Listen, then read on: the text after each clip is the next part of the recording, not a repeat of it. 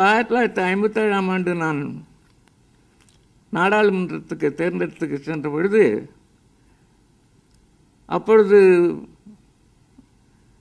பிரதமர் நேருக்கு வலது கை போல் இருந்த லால் பகதூர் சாஸ்திரி என்னை அழைத்து, நீங்கள் மினிஸ்டர் ஆஃப் ஸ்டேட் இணையமைச்சராக வர வேண்டும் என்று சொன்னார். எல்லோரும் மந்திரி கிடைக்கிறது என்றால் ஒரே குதூகலமாக குதிப்பார்கள். எனக்கு இது என்ன கஷ்டம், நாம் நாடாளுமன்றத்திலே பல விஷயங்களை பேச முடியாத வாய்ப்பு இருக்கின்றது, ஐக்கிய நாடுகள் சபைக்கு செல்லக்கூடிய வாய்ப்பு இருக்கின்றது. அதுவும் இல்லாமல் ஐக்கிய நாடு சபைகளின் அட்மினிஸ்ட்ரேட்டிவ் ட்ரைபுனல் என்ற ஸ்தாபனத்துக்கு நான் தேர்ந்தெடுக்கப்பட்டேன் 1955 வருஷம். இதையெல்லாம் விட்டுவிட்டு மந்திரியாக வருவதா என்று ஒரு கவலை இருந்தது. நான் ஒன்றும் பதில் சொல்லவில்லை, பின்னால் பார்க்கலாம் என்று சொல்லிவிட்டு வந்துவிட்டேன். நான் சென்னைக்கு திரும்பி வந்தவுடன் காமராஜ் அவர்கள் என்னை அழைத்து, நம்ம ஊரில் தொழிலே ஒன்றும் வரல, ரொம்ப பின்தங்கி இருக்கோம், நீங்கள் இங்கே வந்துட்டீங்கன்னா நம்ம தொழில்கள் ஏதாவது பண்ணலாம், என்ன சொல்கிறீங்க என்று கேட்டார். எனக்கு ஒன்றுமே சொல்ல தெரியல. ஒரு 2 நிமிஷம் வாய் மூடின்னு பேசாமல் இருந்தேன். என்ன யோசிக்கிறீங்க? இல்லை, நான் நாடாளுமன்றத்துக்கு தேர்ந்தெடுக்கப்பட்டிருக்கேன், அதனால் அவர் நேருனுடைய உத்தரவோ அனுமதியோ இல்லாமல் நான் ஒன்றும் செய்ய முடியாது அப்படின்னா, அது நான் பார்த்துக்கிறேங்க அப்படின்னார். சொல்லிவிட்டு போயிட்டார். அப்புறம் நேருவிட பேசிவிட்டு திரும்பி வந்தார்.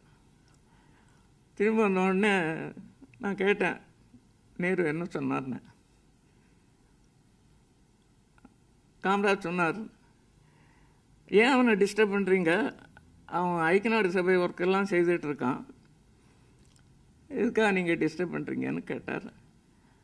நான் சொன்னேன், எங்கள் ஊரில் நல்ல தொழிலெல்லாம் வரணும், அவர் வந்தால் தான் எங்களுக்கு சௌரியமாக இருக்கும், அதுவும் இல்லாமல் அப்படி இருந்தாலும் ஐக்கிய நாடு வேலை இருந்ததுன்னா அதையும் சேர்த்து பார்த்துக்கிட்டுமே என்று சொல்லிவிட்டேன்.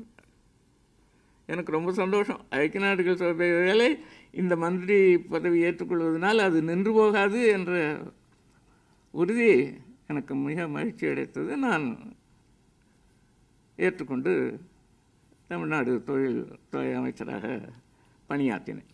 தொழிலமைச்சர் பொறுப்பை ஏற்றுக்கொண்டவுடன்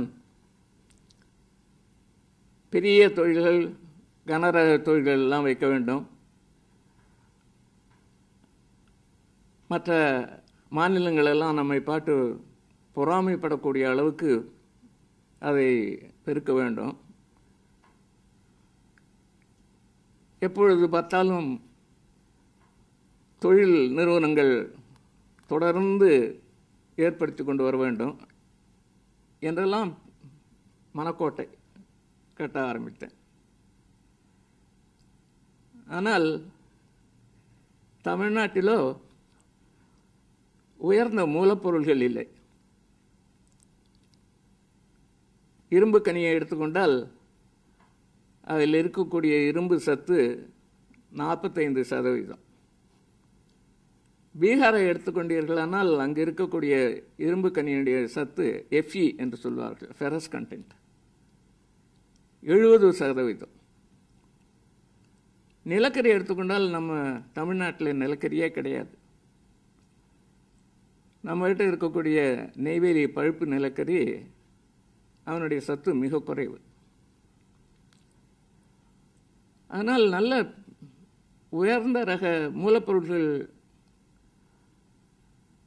நமக்கு இல்லாதது ஒரு பெரிய கஷ்டமாக இருந்தது. இது என்ன செய்வது என்று யோசனை செய்தேன். எல்லாரும் சொன்னார்கள், தமிழ்நாட்டிலே பாலும் தேனும் ஓடிட்டு என்று சொன்னார்கள். நான் பார்த்தேன், பாலும் ஓட காணும், தேனும் ஓட காணும். நமக்கு தொழிலுக்கு வேண்டிய மிக முக்கியமான பொருட்களும் மிக குறைவாக இருந்தது. இதை சமாளிப்பதற்கு ஒரு யோசனை செய்தேன். இரும்பு எஃகு கட்டுப்பாடு நான் பொறுப்பேற்ற பொழுது அகில இந்தியாவில் இருந்தது. அந்த கட்டுப்பாட்டின்படி எஃகு பீகாரிலும் ஒரே விலை, தூத்துக்குடியிலும் ஒரே விலை என்ற நிலைமை இருந்தது. இந்தியா பூராவும் ஒரே விலை என்ற நிலைமை இருந்தது.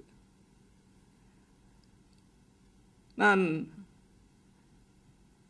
எஃகு பொருள்களை வைத்து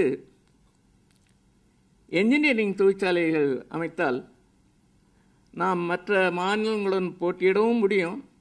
நம் நாட்டில் இருக்கக்கூடிய திறனை, தமிழ்நாட்டில் இருக்கக்கூடிய திறனை உபயோகித்து வெகு வேகமாக முன்னேற முடியும் என்று கருதினேன். ஆகவே தொழிலாளர்கள் எல்லோரையும் அழைத்து என்ஜினியரிங் தொழிற்சாலை வையுங்கள், ரசாயன தொழிற்சாலை வையுங்கள் என்றெல்லாம் புது புது தொழில்கள் வைக்கும்படியாக கேட்டுக்கொண்டேன். நமக்கு கையில் இருக்கிற கடிகாரத்தை பார்த்தால் அதில் இருக்கக்கூடிய எஃகு விலை 50 ரூபாய் கூட இல்லை. அதை கடிகாரமாக செய்தால் அது 800 ரூபாய் 1000 ரூபாய் ஆகின்றது. அதே போல் ரா மெட்டீரியல் மூலப்பொருள் இருக்கின்றது, அவற்றை வைத்து ஒரு என்ஜினியரிங் தொழில்கள் நடத்துவோமானால் அதனுடைய வேல்யூ ஆடட் என்று சொல்வார்கள், அதனுடைய மதிப்பு உயரும். அந்த மதிப்பு உயருகின்ற வழியிலே நமக்கு நிறையா தொழில்கள் செய்ய முடியும் என்று தோணிட்டு, ஆகவே ஏராளமாக தொழிற்சாலை என்ஜினியரிங் தொழிற்சாலைகள் வந்தன. குறிப்பாக நம்முடைய தமிழ்நாட்டில் ஏராளமாக மோட்டார் பஸ்ஸுகள், லாரிகள் எல்லாம் இருந்தன. அவைகளுக்கு வேண்டிய பாகங்கள், உறுப்புகள் எல்லாவற்றையும் நாம் செய்தோமானால் பெரிய அளவுக்கு நமக்கு வெற்றி கிடைக்கும் என்று தோன்றிற்று.